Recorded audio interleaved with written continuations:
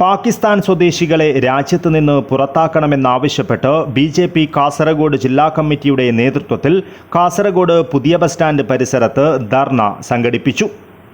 BJP മുൻ സംസ്ഥാന president K. Surendran ധർണ ഉദ്ഘാടനം ചെയ്തു. കമ്മ്യൂണിസ്റ്റ് മാർക്സിസ്റ്റ് പാർട്ടി എല്ലാ കാലത്തും ശത്രു രാജ്യങ്ങളെ അനുകൂലിക്കുന്ന നിലപാടാണ് സ്വീകരിച്ചതെന്ന് K. സുരേന്ദ്രൻ പറഞ്ഞു. പാകിസ്ഥാനെ സഹായിക്കുന്ന ചൈനയോടാണ് CPM-ന് പ്രതിബദ്ധത. ഏപ്രിൽ 29 ആകുമ്പോൾ കേരളത്തിലുള്ള 150-ൽ പരം പാകിസ്ഥാനികളിൽ 145 പേർ ഭാരതം വിട്ടിരിക്കണമെന്ന കേന്ദ്ര ആഭ്യന്തര മന്ത്രാലയത്തിൻ്റെ ഉത്തരവിനോട് തികഞ്ഞ അലംഭാവത്തോടെയാണ് കേരളം പ്രതികരിച്ചത്. നാമമാത്രമായ ആളുകൾ മാത്രമാണ് കേരളത്തിൽ നിന്നും തിരിച്ചുപോയത്. വരും ദിവസങ്ങളിൽ പാക് പൗരന്മാരെ കേരളത്തിൽ നിന്നും ഒഴിവാക്കുവാൻ തയ്യാറായില്ലെങ്കിൽ ശക്തമായ സമര പരിപാടികളുമായി BJP മുന്നോട്ടു പോകുമെന്നും K. സുരേന്ദ്രൻ പറഞ്ഞു. പിണറായി വിജയന്റെ കാര്യവും അത് തന്നെയാണ്. ഈ രാജ്യത്തെക്കാൾ കൂറ് കമ്മ്യൂണിസ്റ്റുകാർക്ക് എല്ലാ കാലത്തും ശത്രു രാജ്യങ്ങളോടാണ്.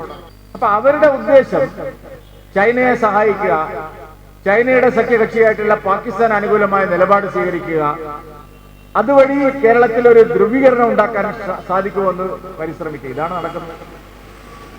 അതിന്റെ ഭാഗമായിട്ടാണ് പാകിസ്ഥാൻ പൗരന്മാരെ തിരിച്ചയക്കുന്ന കാര്യത്തിൽ സംസ്ഥാന ഗവൺമെന്റ് കുറ്റകരമായിട്ടുള്ള അനാസ്ഥ ഇവിടെ തുടരുന്നത്.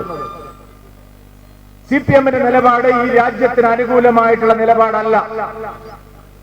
ഈ രാജ്യത്തെ അസ്ഥിരപ്പെടുത്താൻ ശ്രമിക്കുന്ന ശക്തികളെ വളർത്തുന്ന നിലപാടാണ്. വെറുതെ പറയുന്നതല്ല. ഇന്ത്യയിൽ ഏതെങ്കിലും ഒരു സംസ്ഥാനത്ത് പാകിസ്ഥാൻ കവലയുണ്ടോ? നമ്മുടെ കേരളത്തിലുണ്ട്. ഡോക്ടർ ഹെഡ്ഗേവാറിന്റെ പേരിൽ ഒരു സ്കൂളിന് പേരിടാൻ തീരുമാനിച്ചപ്പോൾ ഇവരെല്ലാം ബഹളമാണ്. പക്ഷെ മുഹമ്മദ് അലി ജിന്നയുടെ പേരിൽ ഇവിടെ റോഡുകളുണ്ട്, പാകിസ്ഥാൻ കവലകളുണ്ട്, പാകിസ്ഥാൻ മുക്കുകളുണ്ട്. പാക് അനുകൂല നിലപാട് സ്വീകരിക്കുന്നവരെ താലോലിക്കുന്ന രാഷ്ട്രീയമാണ് കേരളത്തിലുള്ളത്. BJP ജില്ലാ പ്രസിഡന്റ് ML അശ്വിനി അധ്യക്ഷത വഹിച്ചു. സംസ്ഥാന secretary K. Sreekanth, V. Raveendran, V. Balakrishna Shetty, Raveeshathantri Kundar, Satheesh Chandra Bhandari, PR Sunil, KK Narayanan, Manulal Melath, N. Baburaj എന്നിവർ സംസാരിച്ചു. News bureau, Kasaragod.